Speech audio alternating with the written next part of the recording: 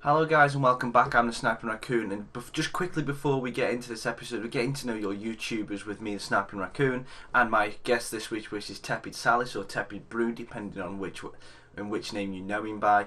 Between the recording and this actually going live, Salis is actually currently in hospital. So basically, this is just a Salis, get better soon, mate. We all miss you, and we hope you get better soon. So now on to the video, and I'll see you all later. Hello guys and welcome back. I'm the Sniping Raccoon and this is episode 2 of Getting to Know Your YouTubers, and I am joined with Mr. Tepid Brew Salis. So would you please like to introduce yourself? Hey there guys, it's Salis, and I'm a professional idiot. And that's basically everything I do. It's mostly me just being an idiot. Well, at least you're honest, mate. So do you want to talk a little bit about yourself as a person? Oh, what to say? I'm a 25-year-old British gamer, and basically video games are all I know. Video games and being an idiot. They're the two staples of my life. That's fair enough, fair enough. At least you're consistent anyway, sir. So, I've got a couple of questions. Obviously, this is going to be just a chat about YouTube, a chat about yourself and your YouTube aspirations, your goals, your kind of stuff like that. Just to try and see the man behind the brew, basically. So, Okay. Why did you start YouTube? What forced you to start YouTube? I don't think anything really forced me to start, but I started YouTube just after the tail end of the explosion that happened. Right. It happened during the World of Warcraft Cataclysm beta when everyone like Jesse Cox and Total Biscuit and all those people started. And the main thing that started me with the whole YouTube thing was I was listening to an episode of the Shaft podcast a few years later after my interest had peaked. And they had the Yogscast guys on before they became really big. And one of Lewis's lines in that was, if you think you can do something, just do it. So I did. Yeah. So basically, you followed. You just it's one of them things. I think most of us on here just game and we think, hang on, I see other people doing that. Yeah, I'll give it a go. I can do better than that, and that's where it all comes from. It's a very good thing to do. So quickly, just give a quick introduction to people who don't know your channel or know you. What kind of videos can you expect to see if they come over to your channel? At the moment, I've got two major Let's Plays going. I've got Dishonored and I've got Rage. I say normally, it's a new system that's come into place quite recently. I upload 2 videos a day, one of each major Let's Play, except on weekends. Because weekends, I'm bad at this reviews on Saturday. And I do want to keep my old Tokyo Jungle series going, so I'm thinking of keeping that to a Saturday. And then on the Sunday, I will probably take a day off, but you might occasionally get like a episode of Reading the Quest Text, which is my World of Warcraft series, where I do what no MMO player ever does, and that's actually read all of the quest text to you. And you also add very funny voices on the top of it as well, so it's always very interesting to listen to. It's always very I good. attempt to voice act every character. Yeah, it's very good. I particularly like was it the Goblin one with the high squeaky voice? Is it the Goblin one? Yeah, it's my goblin. Yeah, it is your Goblin. What's been your favourite? Out of them series you've got, have you got one that you're particularly partial to, that you're particularly favourite? I think my favourite ones are actually my reviews. I love doing them because I can be as brutally honest about a game as I like. And no more so has that been prevalent than when I reviewed Metal Gear Rising. Yeah. And I slammed it into the ground. Yeah, and to be perfectly honest, I think from a purist Metal Gear standpoint, that really did go into a hack and slash nature. Fair enough, it was what they were going to do with Raiden anyway, but it kind of let a lot of people down, so that review was justified. I thought it was justified anyway. So, I especially liked all the hate I got off it, and then a week later Yahtzee Croshaw agreed with every point. yeah. It is just one of them, because you're not one of the bigger names, no one will agree with you. Yeah. So the gaming side of the gaming side of YouTube, what aspects of gaming do you really enjoy? Like the types of games? I can pretty much turn my hand to almost any game imaginable, but for me, I like story-driven games. preferably ones with a lot of dialogue, because that's kind of how my catchphrase developed when I just started pointing out the inconsistencies in the plans made by the NPCs. Yes, unfortunately, that's become a thing. Yes, it has. Right. So obviously, we've talked about you're changing your channel format, sort of thing. So have you got any plans for future projects, or is this basically this is the Silas that's going to stay for a little bit of time? It's probably going to have to stay like this for a little while. It's still going to be 2 videos a day, almost every day. But what I want to do is I want to transition more into a journalistic bent with it and actually start doing more reviews. And I've just got my website back up and running. I want to start putting editorial content on there and all that good stuff. Yeah, link below to the Tepid Tea gaming site. So obviously, product placement right here. You could have done with your sign, tepidtea.com.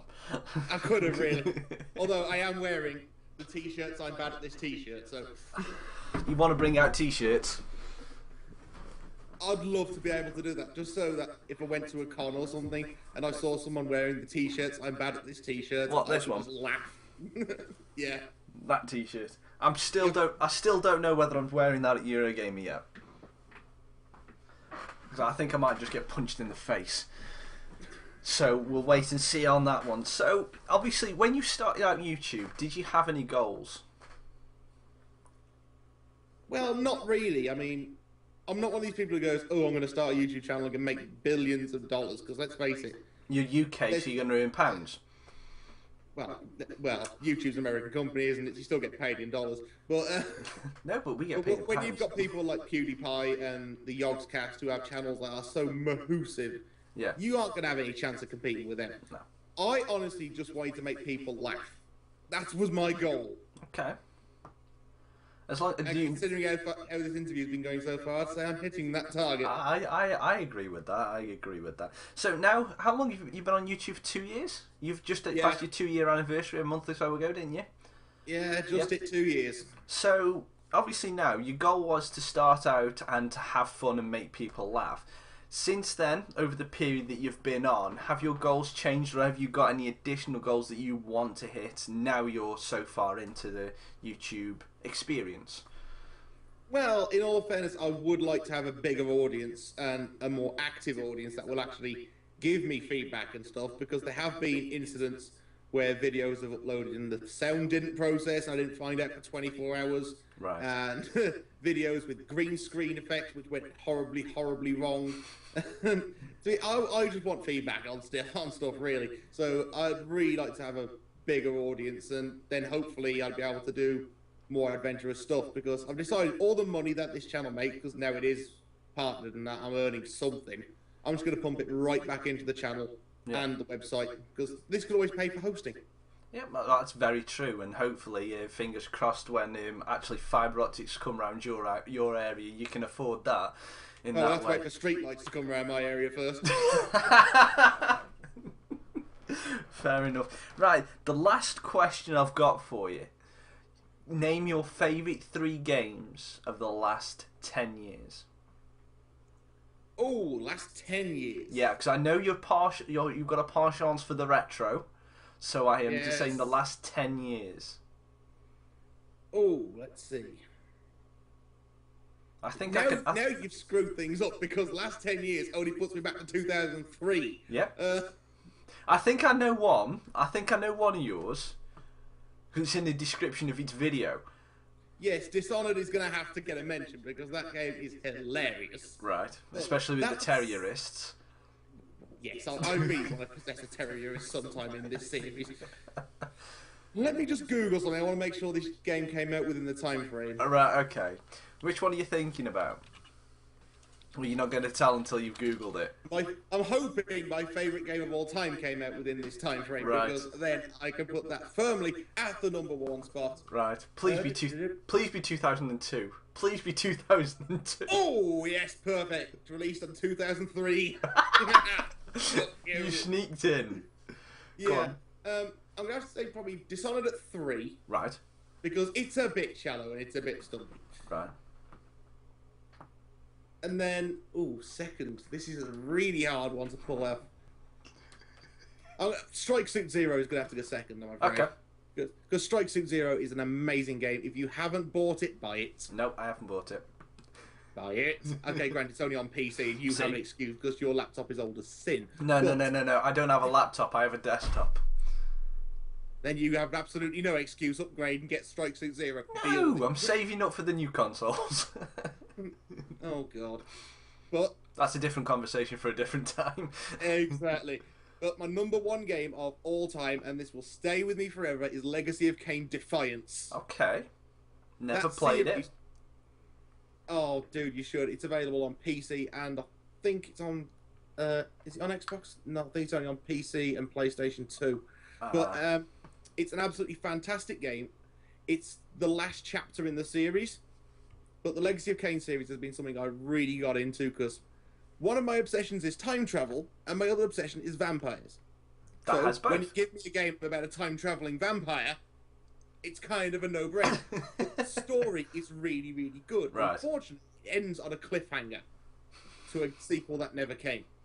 Sounds like Alan Wake. Yeah, but Alan Wake did have American Nightmare after it, but... No, that's not a sequel. That is not a sequel. Trust me, I've played a bit of an American Nightmare. It is not a sequel. It is dog shit. It is horrible. The dog shit after a while. Oh, yes, nah, fair enough. I agree with you there. But with all the rumours of Crystal Dynamics reworking the original Soul Reaver, it's something I'm keeping my eye on. Yeah, fair enough. Right, so that's all the questions I have for you today. So do you want to sign off? Certainly. Thank you all for watching. Remember to subscribe to myself and the Sniping Raccoon if you're discovering this video for the first time.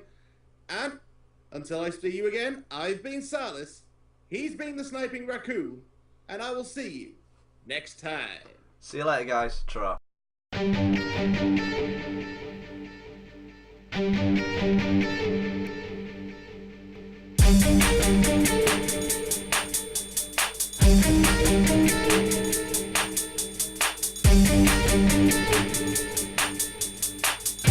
Thank you.